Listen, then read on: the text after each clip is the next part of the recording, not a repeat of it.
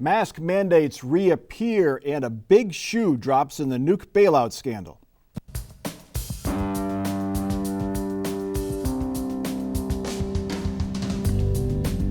Joining us on Columbus on the Record this week, Laura Bischoff, State House reporter for the USA Today Ohio Network, Sam Gresham of Common Cause Ohio, and Michael Miller, former Franklin County prosecutor.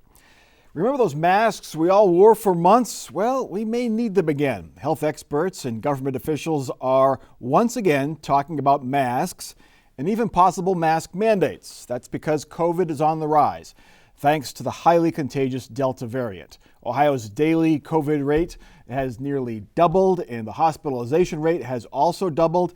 And because Ohio's vaccine rate stands at less than 50%, experts say the trend is likely to continue. I think that we can anticipate that over the coming months, people who have not yet been infected with COVID-19, people who have not received a vaccine, are almost certainly going to be infected with COVID-19 due to the Delta variant and its level of infectiousness. So it is really now just a matter of time. It is when, not if, an unvaccinated individual develops COVID-19. Michael Miller, is it time to start wearing masks again, or should we just live like we've been living for the past few months and just hope more and more people get vaccinated? Well, I'm kind of a believer in science on this, Mike. I think that, I don't understand at all, really, other than maybe a few people with religious beliefs, why people are not getting vaccinated. And I think until that time comes, that the only safe way is to continue to wear a mask. It's certainly going to be optional with most people, as it is with me. But I just, I look at this and the statistics that I have seen across the country, not just Ohio, is something like people who were hospitalized and ultimately died. That's two separate categories, hospitalized and deaths. 99.5% are not vaccinated. Now, to me, when you've got a number like that, it's just stunning. And you know that any of those people who have it can give it to somebody else and can result in deaths. What are we, over 600,000 now, deaths nationwide? So to me, if like school children and so forth, I think they should wear them. And I know there's a bill in prohibiting Ohio from having their state schools and so forth and mandated, which I think is absurd. If they want to do that, I think they should be allowed. But I suppose, like most things, I'm in the minority. Laura Bischoff, is there any talk, I'm sure there's very little talk among the Republicans of the State House, of renewing the health orders, reimposing the mask mandate? I know the schools, Cleveland and Columbus, are going to mandate that their school students, vaccinated or not, wear masks, at least to start the year, at least in those two cities. Well, there's not a lot of talk around the State House right now because honestly they're out on break, but there's very little appetite in the Republican-controlled legislature to reinstitute masks or mandates. They weren't that popular with that crowd in the first place. And as Mike Miller alluded, there's a bill that got introduced by Andy Brenner, a Republican from Powell, in the state Senate that would remove prohibit school districts from instituting mask mandates. And keep in mind that the vaccine is available for kids 12 and up.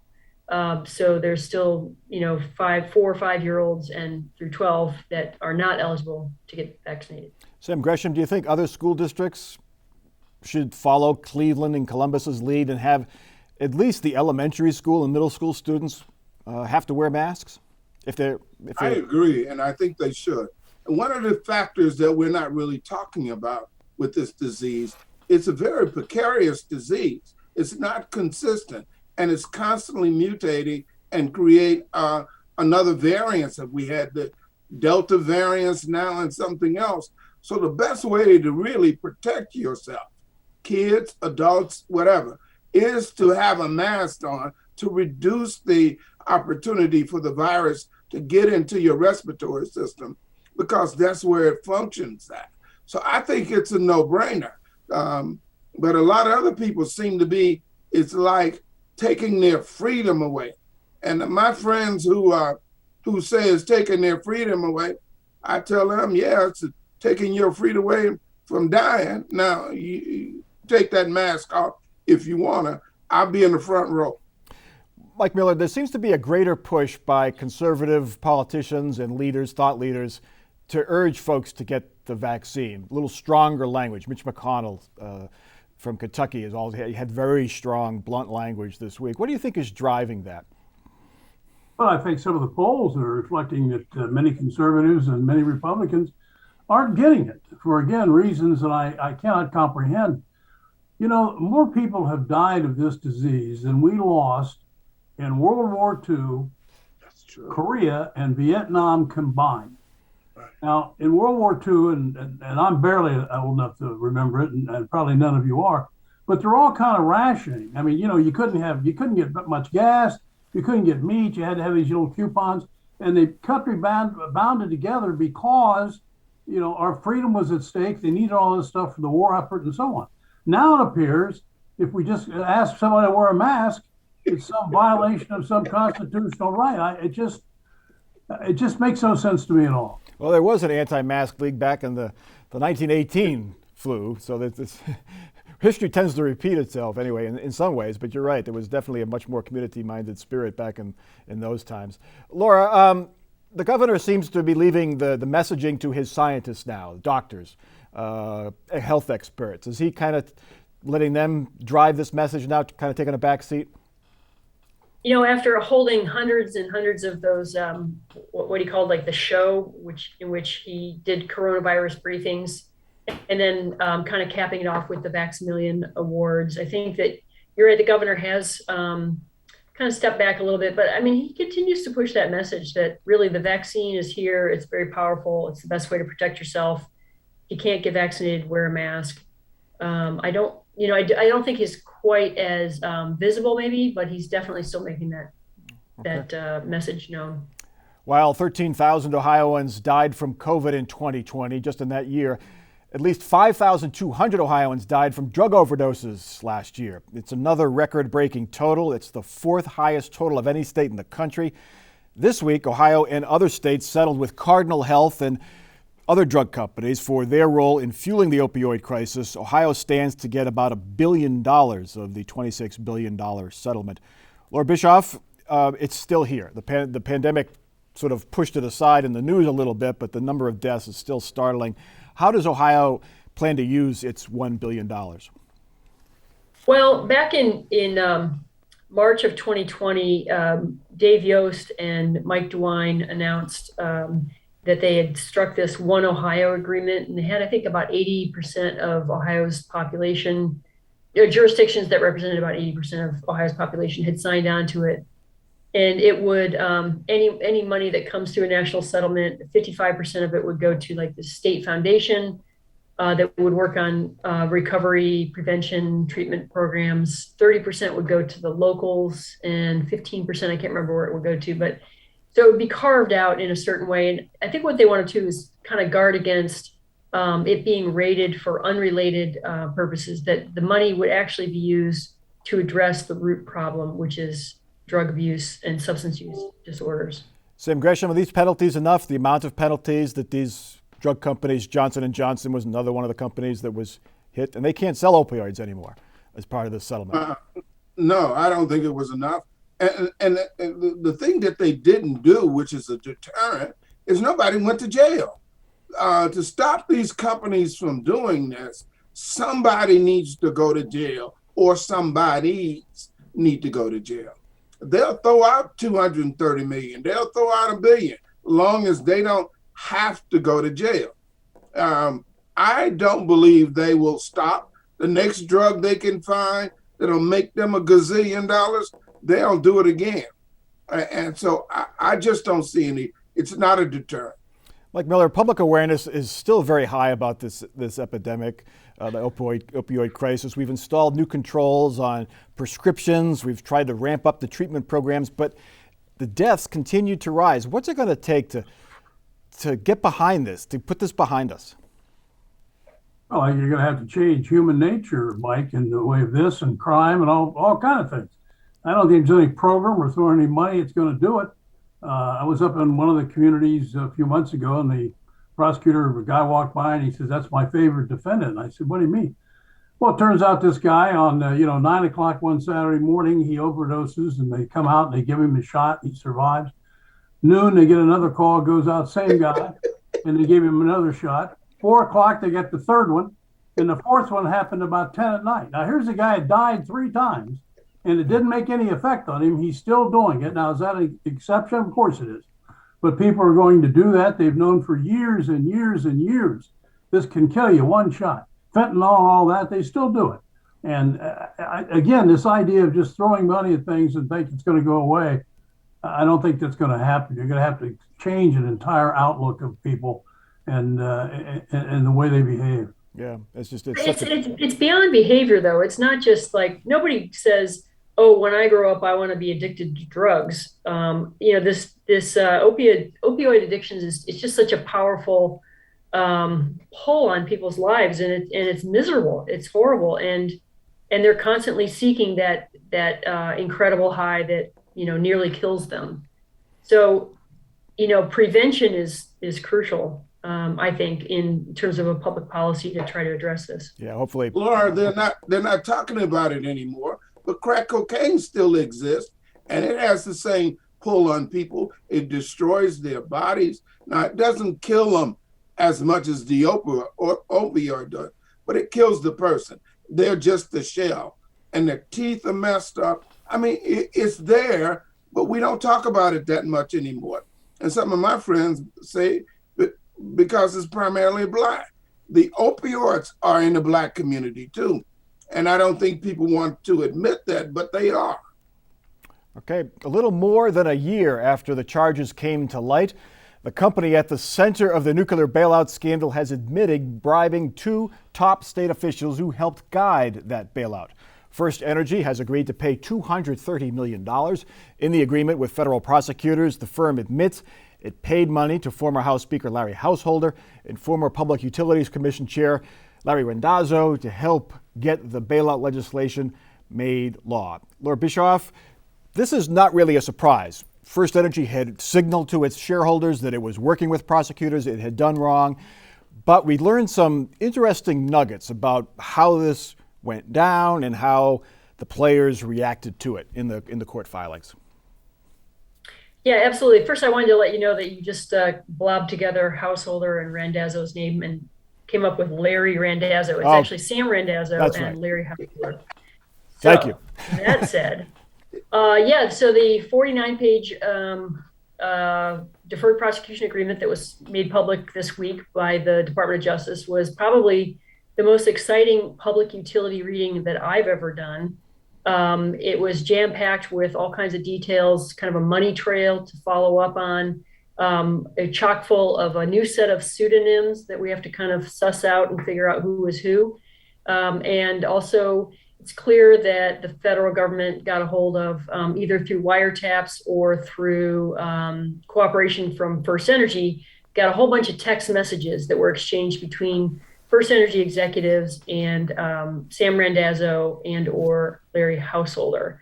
And the text messages in this deferred prosecution agreement kind of lay out how much the level of cooperation and communication that was going on for getting House Bill 6 passed, getting Householder in power as Speaker, and positioning Sam Randazzo as the chair of the PUCO. Mike Miller, former prosecutor, also defense attorney, familiar with how federal courts and federal prosecutors work. For Sam Randazzo, he has not been charged yet. This links him directly to it. Do you expect charges against him soon? Why hasn't he been charged yet? Oh, Mike, I can't answer that. This is obviously very complicated, and as everybody knows, detailed case has been going on for years, I suppose, certainly months and months and months. And First Energy was just charged, as we all know, within the last few days. So I don't know whether they have insufficient evidence, if they think that he really didn't do anything. I just can't tell you that.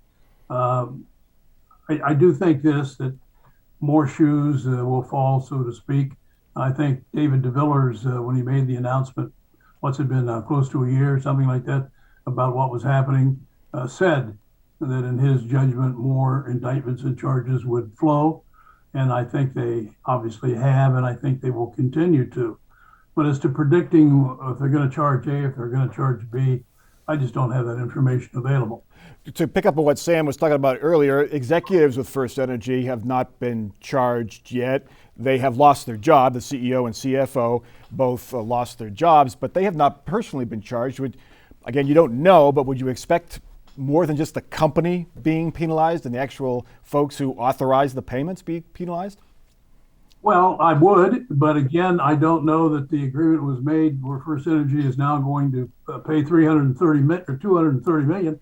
If a part of that agreement was that they won't charge any of the people, I don't know that. Yeah. I would doubt that, but that's certainly a possibility. It's not wouldn't be that unusual. Mike, I'm going to say this too. The optics could be complicated on this one. If Householder goes to jail and none of the corporate people go to jail, I think you're going to have a problem. It's almost assured that Householder is going to jail.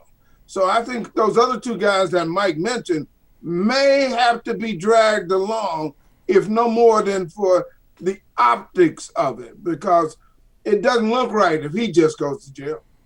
Laura Bischoff, Larry Householder would disagree with Sam. He vigorously proclaims his innocence, and he could just argue, we don't know exactly what his argument is going to be, but he could just argue this is just hardball politics. And do we have any idea if there's a chance he settles to a lesser charge or a lower penalty? And how much longer do we expect this to take? You know, Larry Householder has had a year to start cooperating with the Department of Justice, and he has steadfastly maintained that he did nothing wrong, that he never took a bribe, he never solicited a bribe, and he never sold legislation. He has pleaded not guilty. I don't see him changing that position anytime soon. Sam Randazzo and Chuck Jones, the former CEO of First Energy, both issued statements this week saying that they did nothing wrong either. And neither of those guys have been charged yet. Yeah. Mike Miller, why does federal prosecutions take so long? Well, you know, I know what their statute of limitations is. It's the state, Ohio, it's 6 years on a felony. And I'm sure the United States government is that much, or maybe a little more, a little less. They have the luxury of taking as much time as they think they need. It's different than the county prosecutor's office in one primary thing: they have to be elected. And people put pressure on them, do this, do that. You don't have that pressure with the United States attorney, just like you don't have any pressure, real or believed, from the United States District Court judges who are appointed for life. So they can take their time. They're always extremely thorough. They have outstanding investigators and the FBI people and so forth. They have outstanding United States assistant attorneys. They're very, very good. And when they go to trial, they are as thoroughly prepared as you can be. So I think that's probably what they're doing, is taking their time. This is going to be a huge case, as everybody knows. And I agree with Laura, the household will be going to trial. And they want to make sure they've got everything and all their ducks in a line, so to speak. And since there's no pressure to do it tomorrow, if they need extra time, they'll take it. Laura Bischoff, Mike DeWine appointed Sam Randazzo to this position. What's been his reaction to his name being clearly linked to First Energy in these documents this week? Well, the governor isn't named in the documents at all, and he issued a statement saying that he didn't know of Sam Randazzo's coordination with First Energy, as is alleged in the paperwork. So, you know, it's kind of a to be determined, you know, what the next steps are and what kind of fallout Mike DeWine might face. Yeah, Democrats have already started pointing out the relationship between Randazzo and DeWine. I'm sure they will over the next year and a half. Our last topic: over the past year, Columbus Mayor Andrew Ginther and members of City Council have promised to use a new police union contract to enact reforms within the division. 6 months after the old one expired, the city and police union have agreed to a new contract. It calls for a 14% raise in pay and benefits for officers over 3 years. Eligible officers will be offered a one-time buyout of $200,000 to leave the force. The Civilian Review Board will still investigate, but can only recommend discipline. It's not involved in criminal investigations of officers. And the Review Board has no subpoena power, but officers face discipline if they refuse to cooperate in non-criminal investigations. Sam Gresham, will this contract lead to the changes that you and others have called for in the Division of Police? It will not. It's a sham. And on this program and others like it, I said without the subpoena power, this is a waste of time. It's just an exercise to outline issues that have no remedy within law. But I didn't think City Council or the mayor had the kahunas to do this in the first place. They have now, it is now part of the police contract that they basically have agreed to a civilian review board.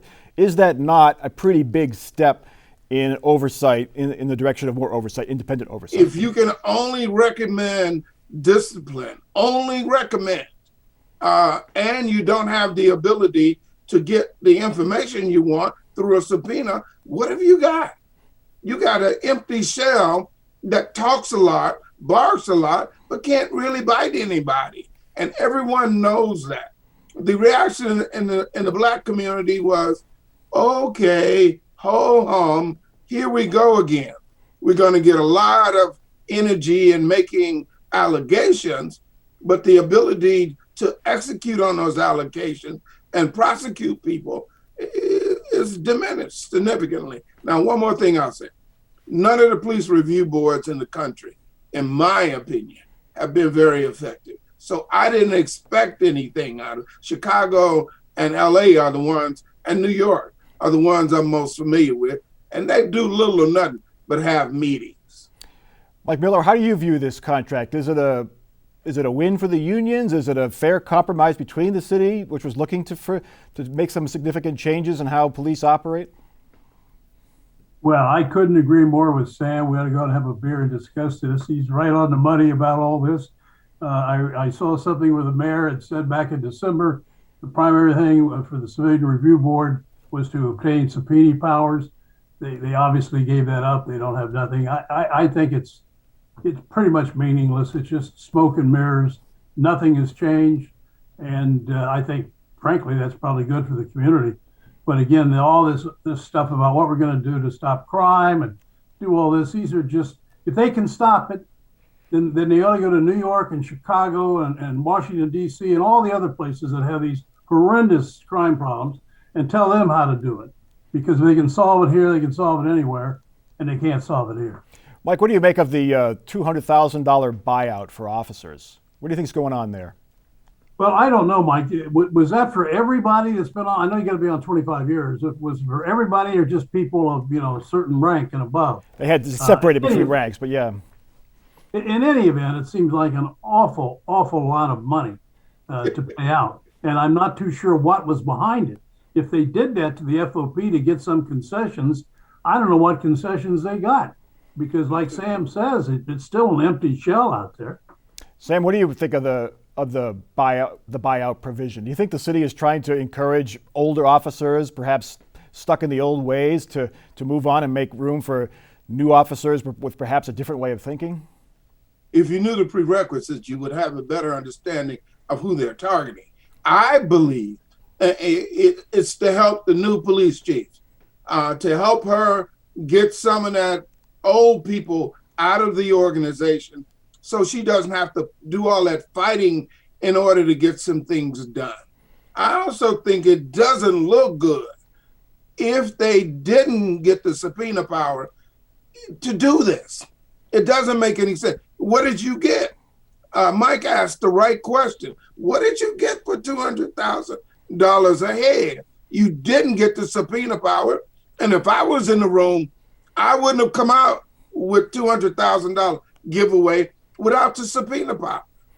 Yeah, and over the past 2 years, a lot of officers have retired or gone to other departments, and you have to wonder what they're thinking now. They see that $200,000 on the table, saying, well, maybe I should have stuck around a year. Anyway, it's time for our weekly off-the-record parting shots. Michael Miller, we'll start with you. I'll be quick. The Cleveland Indians announced today that their new nickname is going to be the Guardians, which I find wanting and a great deal. I hope since they're going to change it to something like the Spiders, but I'm afraid the Indians were terrified of any radicals who may be in PETA and would promptly picket outside the stadium. So Guardians it is. Not a fan of Guardians then, Michael? I'm not. No. All right, Sam Gresham, your final thought. I think the Democratic Party nationally is in a crack. And the crack is they're going to have to do something about voting or they won't have a Democratic Party. If those 43 states are allowed to keep those new rules in effect, the Democratic Party would go out of existence. We're going to see what type of backbone the Democratic Party across the country has in moving those two pieces of legislation, the George Floyd and the John Lewis. We'll see what they got going for them. All right, and Laura Bischoff, your final thought. Yeah, I just wanted to remark about like how incredible this House Bill 6 case is in size and complexity, the characters, the audacity, the dollar amounts. Most of it was uncovered by the Department of Justice and the FBI, but I have to say that my colleagues in the State House Press Corps have been covering this issue from the get-go, and we're going to continue to do so, continue to dig, and we'll stay on it. And please subscribe to your local newspaper and go Guardians. Go Guardians. Rob Portman's big weekend for Ohio's senator, the U.S. senator. He is the lead negotiator for Republicans on the bipartisan infrastructure bill. Joe Biden has put a deadline of Monday, so we'll see if Rob Portman can bring that bill, that bipartisan bill, over the goal line. That is Columbus on the Record for this week. Check us out online. You can see each and every episode whenever you want at our website, wosu.org/COTR. For our crew and our panel, I'm Mike Thompson. Have a good week.